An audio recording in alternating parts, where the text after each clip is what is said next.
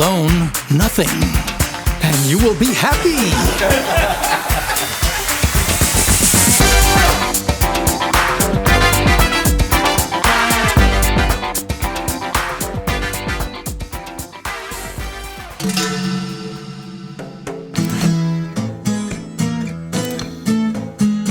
Right now, the question is, do we all work for central bankers? That's what I want to address to our guest tonight. Is this global governance at last? Is it one world, the central bankers in charge? And those people who have been yelling, oh, the UN's going to take over global conspiracy theories. They've been crazy, but now they're right.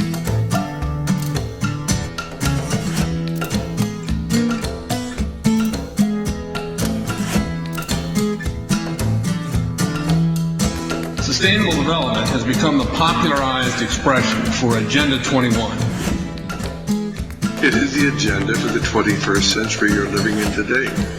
For a brave new world where everything that you cherished and held true will no longer exist.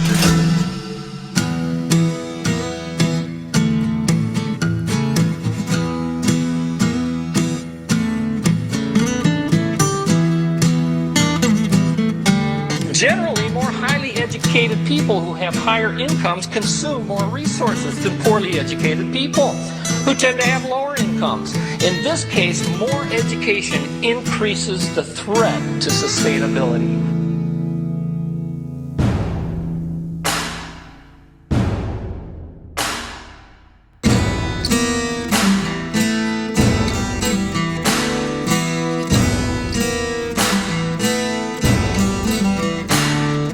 When I was just a kid and the land was free, we owned a very lovely piece of property.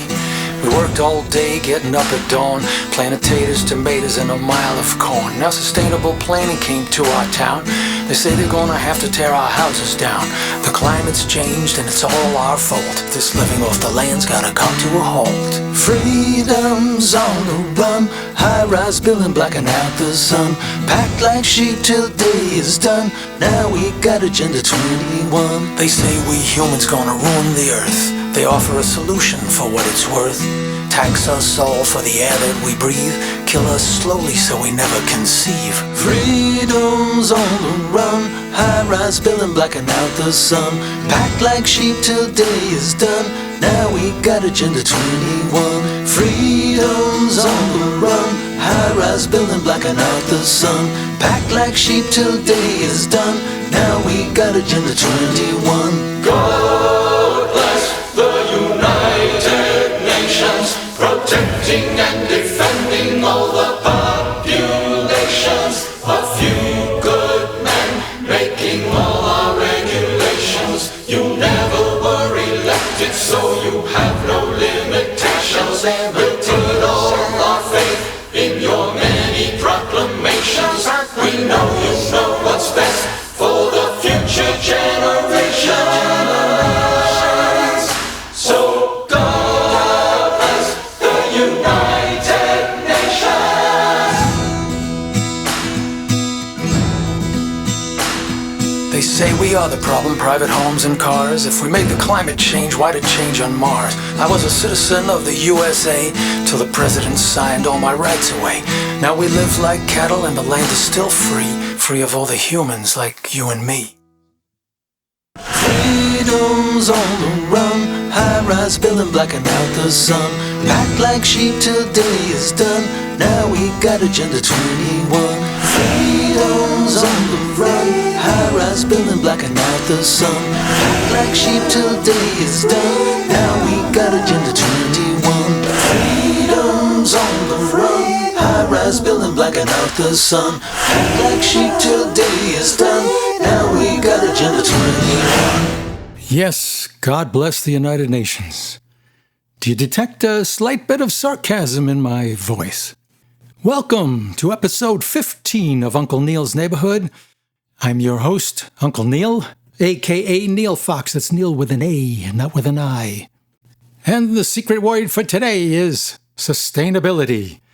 Anytime you hear sustainability, you know Agenda 21, Agenda 30 is on the move.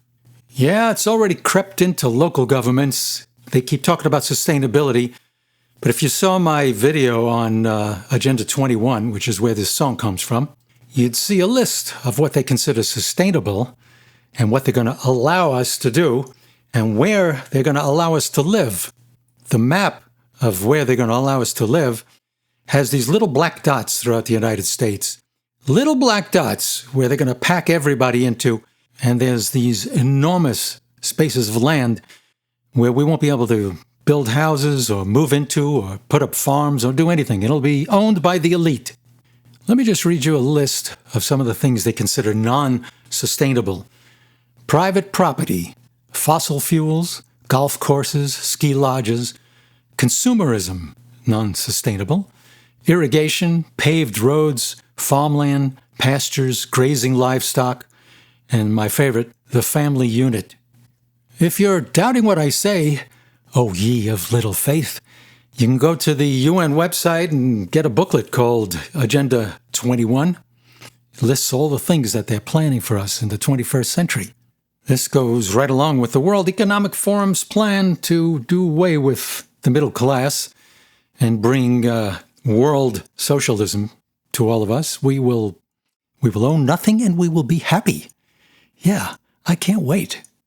And just how do they plan to get away with this crazy little plan? Well, they're tying it all together with the green movement and the fact that the Earth is going to come to an end in 10 years. So we all need to cut back on our lifestyle, cut down our carbon footprints, stop taking those private jets. Stop buying those big gas guzzlers. In fact, they don't want you to own a car. They want you packed and stacked into little tiny areas where they'll have shopping centers and trees and bike paths and no cars allowed. And all our energy consumption will be monitored. They'll know exactly how much electricity we're using, and they will tax us accordingly. They also don't want us to eat so much red meat. Yeah, there's another way we can get our protein. Let them eat bugs. I'm not kidding. That's what they say. So basically, they're using the plandemic as well as the climate change problem, in quotes, to bring on their new program. They have to create a problem so that then they can tell you that they're the ones who will fix it. They call us climate change deniers. A convenient lie. The fact is, there's always been climate change since the world began. There's climate change on Mars. There's climate change on every planet. So they want to blame it on humanity and our use of fossil fuels, which, by the way, look it up. Oil actually is not a fossil fuel. The Rockefellers paid off a bunch of scientists to call it a fossil fuel to make it rare so they can jack up the prices. Oil is actually the second most available liquid on the planet. Oh, those wily Rockefellers. And now, here's Klaus Schwab. I created the community of global shapers as a means, as a force to shape our common future. This engagement of the young generation never has been more important than now, where we have to face the consequences of the pandemic of COVID-19 for creating a more resilient, a more sustainable, and a more inclusive world. You are calling for the international community to safeguard vaccine equity, to respond to COVID-19 and prevent future health crises. Nobody will be safe if not everybody is vaccinated. Young people, you are rallying behind the global wealth tax to manage the alarming surge in wealth inequality. You are calling for programs that help you and young progressive voices join government and become policymakers. To limit global warming, you are demanding to halt to coal, oil, and gas exploration. You are asking firms to replace any corporate board directors who is unwilling to transition to cleaner energy sources. You are championing an open internet and a 2 trillion digital access plan to bring the world online and prevent internet shutdown. And you are presenting new ways to minimize the spread of misinformation, and you want to combat dangerous extremist views in the internet. On stakeholder capitalism will be the key. When you hear the term stakeholder capitalism, think socialism, Marxism, communism. That's basically what it is. It's not capitalism at all. The UN predicted in 2010 that there would be 20 million climate refugees by 2020. There are none. People like Obama are building mansions right by the seashore. And yet, the banks and the insurance companies have no problem with this. They're giving out 30-year mortgages to homes that'll be underwater in about 10 years. And now a word from our number one climate expert. The entire North Polar ice cap during some of the summer months could be completely ice-free within the next 5 to 7 years. Unfortunately and regrettably, a lot of serious damage has been done. Greenland, for example, is losing 1 cubic kilometer of ice every single day. I went down to Miami and saw fish from the ocean swimming in the streets on a sunny day. Craig Wrightstone is the author of this book called Inconvenient Facts. And he goes on looks at all of Al Gore's statements and brings his form of science to him. Thanks so much for joining us. Appreciate you joining us, Greg. Thank you so much. I really enjoyed Donald Trump's tweet there. So was he wrong? Because he's getting ripped by everyone. Elizabeth Warren just says, I'm going to say something really crazy. I believe in science. Climate change is real. And we have a moral obligation to protect this earth from our children and grandchildren. And a lot of people mocking the president. You're not. Why? Well, I spent the day on some climate alarmist blogosphere and websites, and when they weren't deriding him for being a climate change denier or a science denier, they were deriding him because they couldn't tell the difference between weather and climate. And apparently weather is whenever the temperatures don't agree with what they have to say, and climate is when it does. You know, if it was 75 degrees on Times Square New Year's Eve, it'd be a front page story confirming climate change in the New York Times. So, Gregory, you do not believe that man is destroying the earth? I do not. Actually, there's a lot of evidence that increasing CO2 and rising temperatures are having a significantly beneficial aspect to the Earth and the human condition. Just things like heat waves and forest fires are actually been in long-term decline, which is something your listeners probably have never heard, and something really needs to get out there. I'm going to throw this at you. The rate at which oceans are heating up has nearly doubled since 1992, and that heat is reaching even deeper waters, according to a new study. Do you believe that? I do not. There is evidence that the oceans have heated up a little bit, but not anywhere near the rate that's claimed, and nowhere near the predictions. A lot of the climate apocalypse events that are predicted are actually based on extremely flawed climate models that have failed time and time again. Do you believe that the warming trend has accelerated as we have increased our use of fossil fuels that began in the 19th century? Well, we know that the warming trend that we're in right now, it actually started, we know the year. It was 1695. That was in the middle of the Little Ice Age, the depths of the horrendous Little Ice Age. In the next 40 years, the rate of warming is 4 times what we've seen in the 20th century. And for the next, from 1695 to 1850, we had more warming than we've had since. So if we look at the warming we've seen in the 20th century, it's very similar to other warming trends we've seen since the end of the last ice age. It's neither unusual nor unprecedented. One major part of their plan is to convert our monetary system all over the world into digital currency controlled by the banks. This is called centralized digital currency. It's very different from decentralized things like Bitcoin and that kind of thing, regular crypto, which is in our hands, in our control. But once it's centralized, well, they can control every aspect of our lives. Here's a little list. For those who think the Great Reset is not going to control every aspect of your life, let me give you a couple of things. They are now taking the next step to shape global, regional, and industry agendas, end quote, with a new digital ID system. Under the framework, the WEF proposes collecting data from many aspects of people's everyday lives. That's a quote. Through their devices, telecommunication networks, and third-party service providers. The WEF suggests that this data collection dragnet would allow a digital ID. Now listen to this. It's very narrow.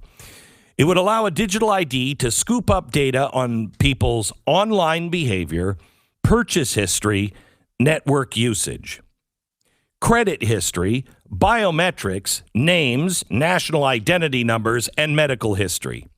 Plus your travel history, social accounts, e-government accounts, bank accounts, energy uses, health stats, education, and I love this one, and more. What's left? Once the digital ID has access to this huge, highly personal set of data, the WEF proposes using it to decide whether users are allowed to, quote, own and use devices, quote, open bank accounts, quote, carry out online financial transactions, quote, conduct business transaction, quote, access insurance and treatment, book trips, still quoting, go through border control between countries or regions, still quoting, access third-party services that rely on social media logins, file taxes, vote, collect benefits, end quote. So, you know that passport that they gave you? It was so crazy to think that maybe that COVID passport might grow into something, exactly like this. And if you really want to go down that trail, down that long and winding rabbit hole, consider the thoughts of Yuval Akwab. He's an advisor for the World Economic Forum. Big political and economic question of the 21st century will be, what do we need humans for? Or at least, what do we need so many humans for? Do you have an answer in the book? At present, the best guess we have is keep them happy with drugs and computer games. And we call this the metaverse. What you guys do in here? Pretty much everything that you would do in the real world. Or at least, what do we need so many humans for? Would constitute a new useless class. When I say that these are useless humans, it's not from the viewpoint of the mother, of the wife, or the son. This guy has some serious issues. Buy my new album Unhinged and we will have world peace. No one will go hungry. Everybody will be happy. But seriously, my album's getting great reviews. You probably know by now if you've been listening to this podcast. The album's called Unhinged. It's available at Spotify, Apple, Amazon, mainly on my website, therealnealfox.com. That's Neal with an A.com. You can buy it, you can share it, you can listen to it, you can rent it, you can have fun with it, put it in the oven, make a hamburger, I don't care. But seriously, it's a great album. You should check it out. I think you'll like it. And now, back to the festivities. You know, if all this is getting you a little bit concerned and worried that maybe we're all doomed, there's nothing we can do about it. The fact is, we do outnumber the bad guys by millions to one. All we need is to be coordinated and to stop fighting between ourselves. Most people in the world, the vast majority of the world, are good people that just want to live peacefully with their neighbors and enjoy their family. We are so much more powerful than we give ourselves credit for. One of the worst things you can do is to invalidate yourself. We are created in God's image. And what is God if not the ultimate creator? So, I guess that makes us creators as well. Let's do it. Let's create the world we want to see. Here's a song I wrote from my Hypocrisy album. It's called Reach the Sky.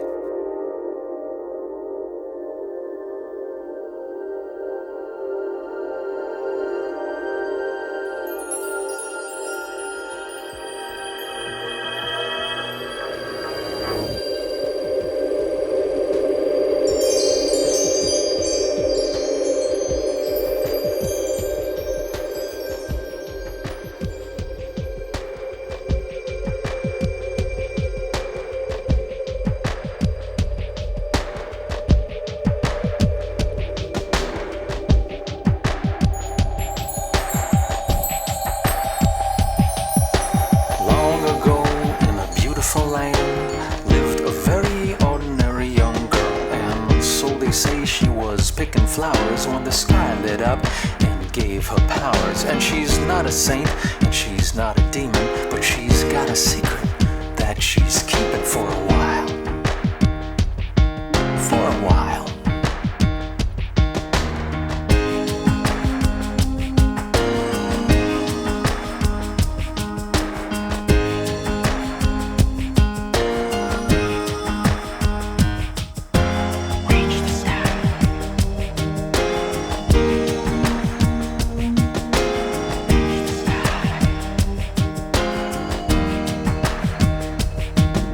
The sick and weary came from miles around just to touch her hand, just to walk her ground. And though they said she was just a kid, the legend grew of the things she did. Till the lame could dance and the old became young. The land became green and the people all sung her praises.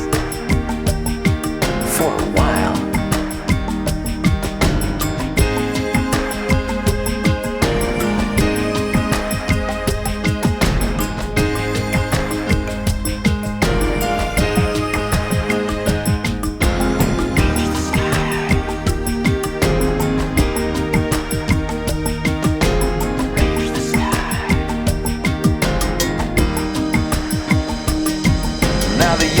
Seeing such a beautiful place, I always kept a smile on her beautiful face. And they told her she was blessed and they wanted to be near her. But the wicked said she's cursed and they started to fear her. And the secret was a burden and she wanted to share it, but she saw all the good, so she figured she would bear it for a while.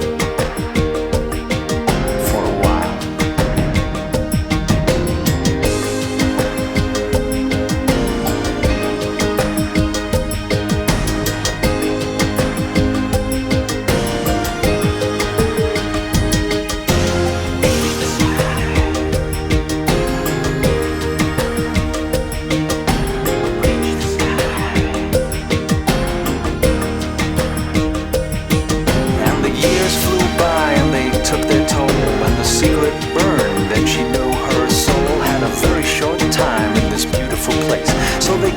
To hear the secret of her grace. She said, all these things you could have for a song. I never did a thing, it was you all along.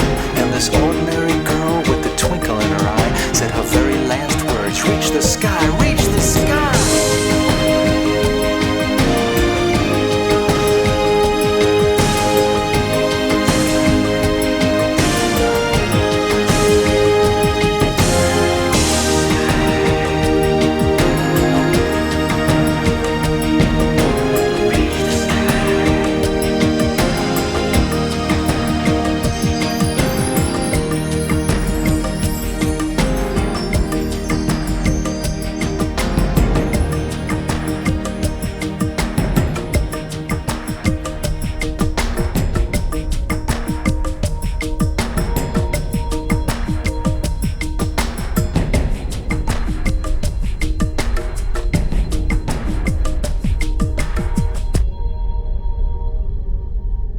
Well, that wraps up episode 15 of Uncle Neal's Neighborhood.